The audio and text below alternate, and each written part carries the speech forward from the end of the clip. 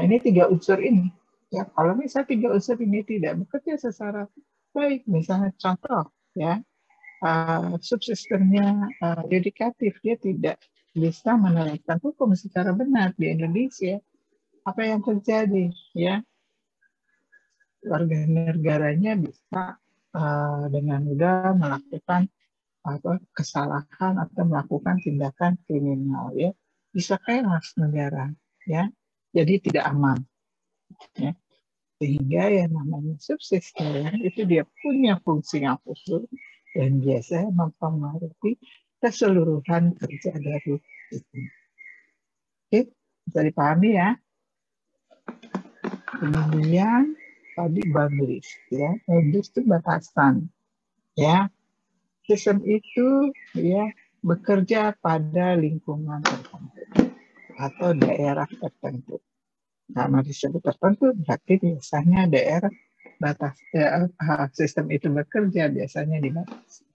Nah, lingkungan di luar sistem dia punya sistem yang lain. Gitu ya. Contoh misalnya tadi sistem kenegaraan di Indonesia, ya, hanya berlaku di Indonesia. Nanti pun kalau kaitannya dengan sistem informasi rumah sakit RSCM, ya, dia berlaku hanya di RSCM, ya. Bagaimana rumah sakit yang lain? Rumah sakit yang lain itu lingkungan di luar sistemnya, sehingga dia punya sistem yang berbeda. Paham ya di sini ya? Jadi makanya biasanya sistem informasi dia hanya bukan localized, tapi hanya bisa diakses oleh orang-orang yang pada saat itu bekerja di lingkungan sistem itu dibangun. Ya. Kemudian batas sistem ini biasanya menunjukkan skop atau ruang lingkup, ya, dari sistem. Ruang lingkupnya apa? Kalau sistem informasi RSCM, sistem informasi kesehatan di rumah sakit RSCM, pasti dia punya lingkupnya hanya membatasi, ya, mengenai masukan data-data atau informasi mengenai kesehatan pasien itu di lingkungan RSCM saja. Oke, jadi ada boundaries, ada batasannya, ya. Kemudian berikutnya, karakteristik berikutnya adalah di luar environment lingkungan luar, ya, lingkungan luar, ya. Lingkungan luar biasanya kalau yang sudah di luar batas dari sistem, ya, itu disebut dengan lingkungan luar, ya. Nah, lingkungan luar ini nanti bisa mempengaruhi sistem yang ada di lingkungan tertentu, ya. Nah, bisa lingkungan luar ini nanti menguntungkan atau merugikan, ya, bergantung dari cara kerjanya. Apakah dia sama cara bekerjanya dengan sistem yang ada, atau dia berbeda dengan cara kerja sistem yang berada yang dibangun, ya. Jadi bisa menentukan kalau dia sistem kerjanya sama, cara kerjanya sama, dia akan lebih menguntungkan. Kalau dia merugikan, nggak bisa, gitu ya. Contohnya misal beberapa rumah sakit, dia memang mempunyai sistem informasi tertentu. Akan tetapi pada saat-saat tertentu rumah sakit juga membolehkan ya informasinya di-share ke pihak ketiga. Ya, gunanya apa? Gunanya biasanya konsultasi. Nah, konsultasi apakah itu konsultasi secara manajerial, konsultasi secara klinis, ya, biasanya juga klinis, ya, misalnya rumah sakit tersebut mempunyai keterbatasan peralatan sehingga untuk menegakkan suatu diagnosis dia butuh bekerja sama dengan rumah sakit lainnya yang mempunyai sistem informasi yang berbeda, ya. Kemudian bisa juga sharing dengan pihak lainnya karena adanya penelitian, ya. Jadi kan sistem informasi itu kan adalah basis data, ya. Kalau nggak salah tidak di temannya bicara, ya, kelompok 1. Sebenarnya itu basis data. Nah, data segitu banyak, ya. biasanya dipakai juga untuk penelitian. Tentu saja penelitian yang sudah berizin ya, berizin dan tentu saja penelitian itu yang berguna untuk ke depannya. Biasanya penelitian-penelitian klinis ya, apakah mengenai obat-obatan, uji coba obat-obatan, atau penelitian-penelitian keperawatan terkait prosedur ya, atau terkait tata laksana kalau di kedokteran ya, itu biasanya juga dilakukan di rumah sakit. Nah, dalam rangka itu biasanya lingkungan luar atau pihak ketiga itu bisa bisa bisa masuk ke dalam operasional dari sistem yang ada. Jadi, kemudian lingkungan yang menguntungkan biasanya harus dijaga negara, kemudian kalau yang merugikan ya dikendalikan ya supaya tidak mengganggu dari sistem. Ya tadi kayak temannya juga bilang ya, oh jangan sampai hacker masuk lah.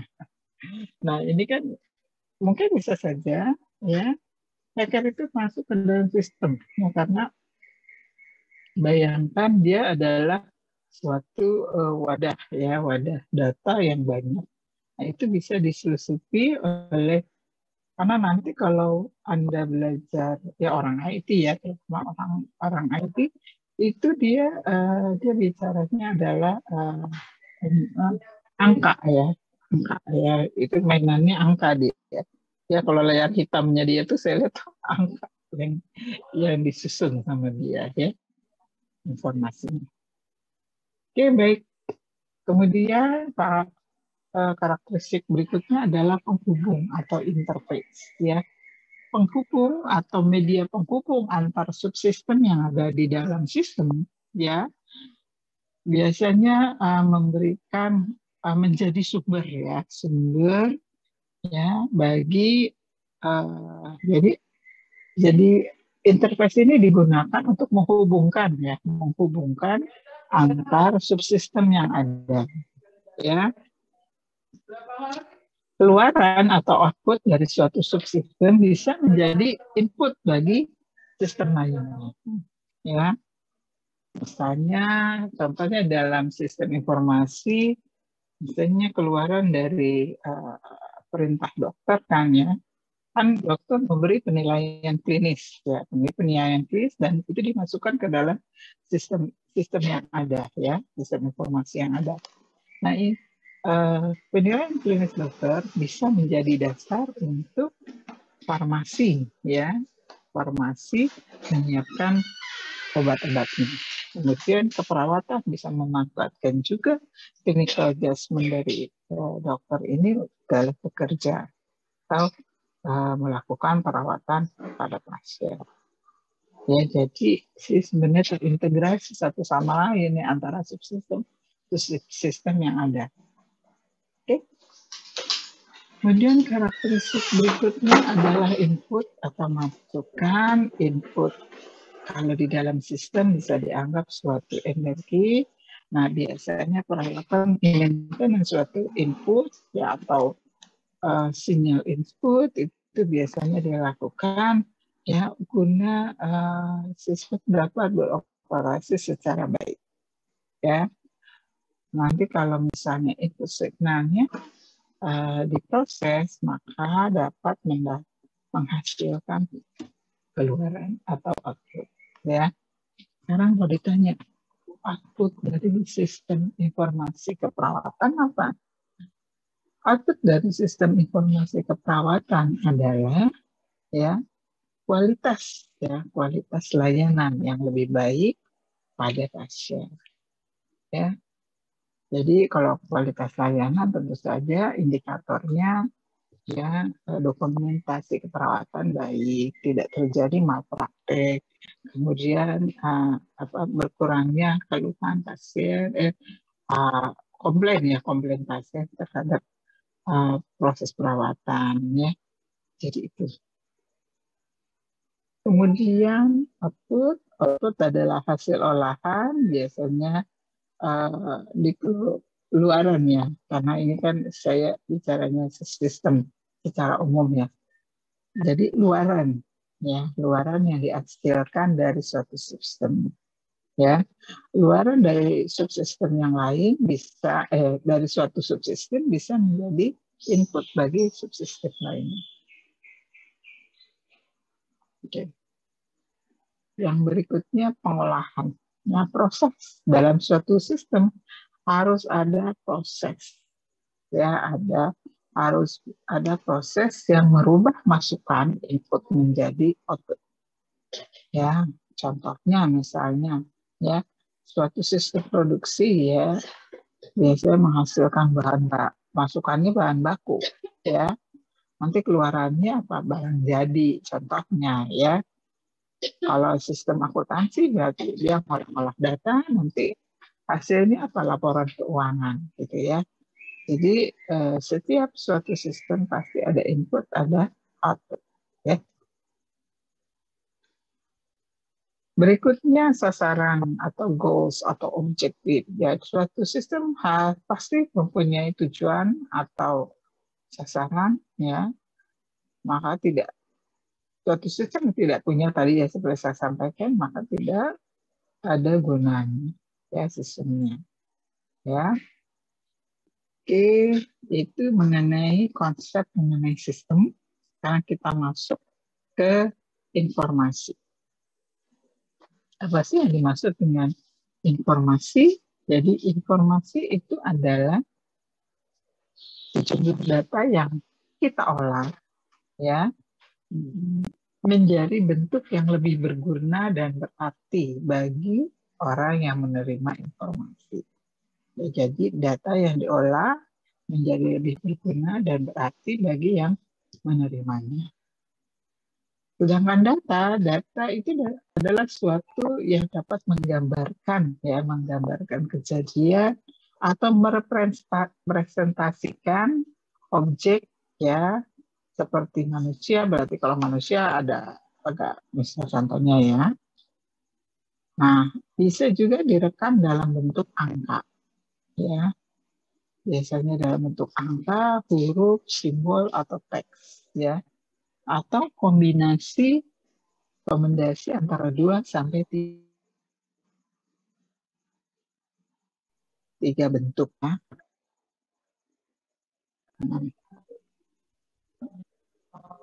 Nah, siklus informasi ya, data yang masuk berupa data mentah nanti diolah untuk menghasilkan informasi ya melalui suatu model. Nanti model tersebut mengubah data tersebut menjadi model data pengolahan atau siklus pengolahan data. Jadi di dalam menyusun suatu sistem informasi ya kita harus menggunakan model. Nah, nanti Anda belajar model sistem informasi kesehatan dan sistem informasi perawatan. Jadi dua hal yang berbeda tetapi sama.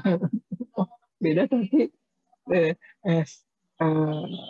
tapi satu kesatuan tetapi berbeda gitu ya. Nanti Anda lihat kalau model kesehatan seperti apa, hospital information system dan nursing information system itu dua hal yang sebenarnya sedikit berbeda, tetapi masih dalam satu ranah sistem informasi ya pasien.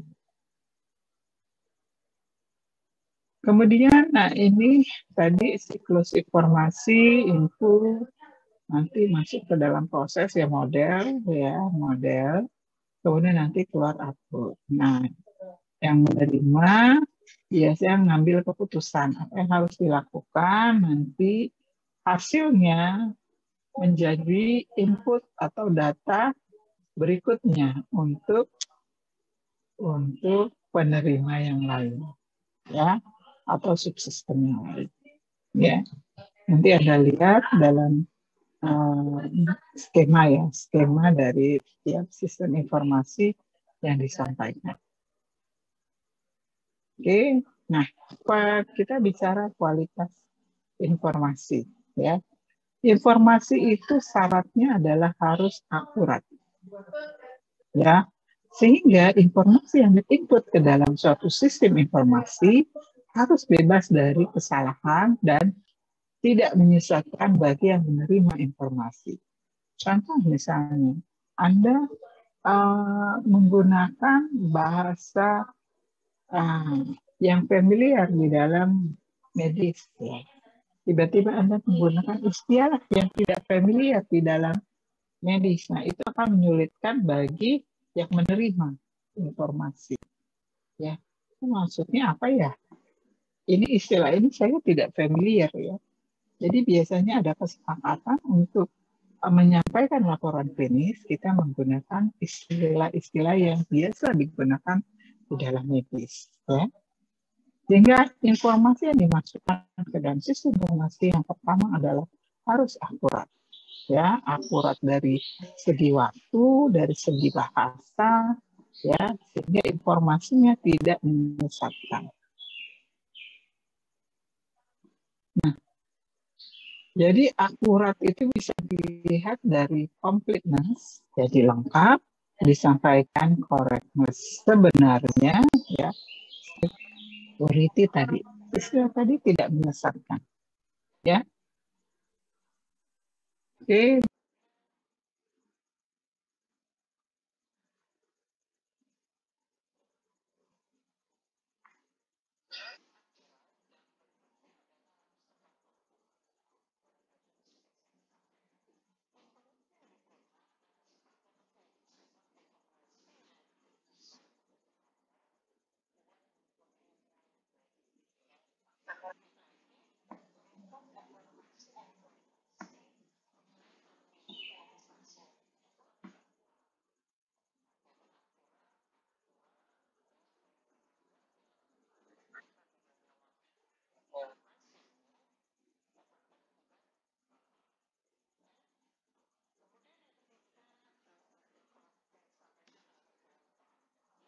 Halo?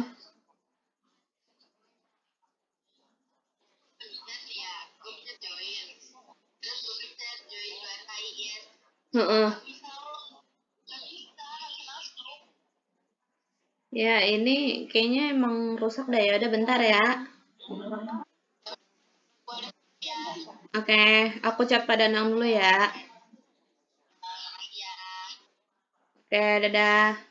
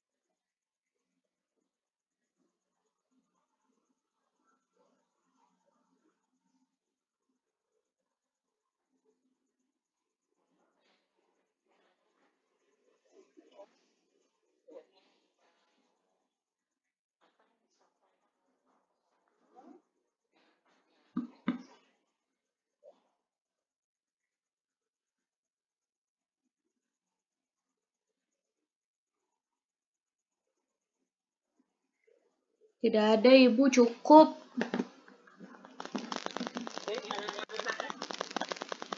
Sepertinya tidak ada, Ibu.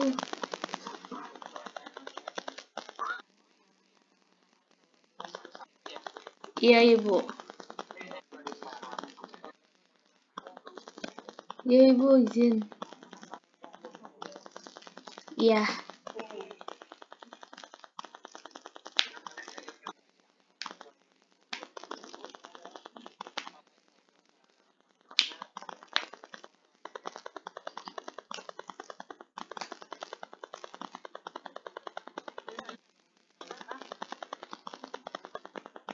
Sepertinya cukup, Ibu.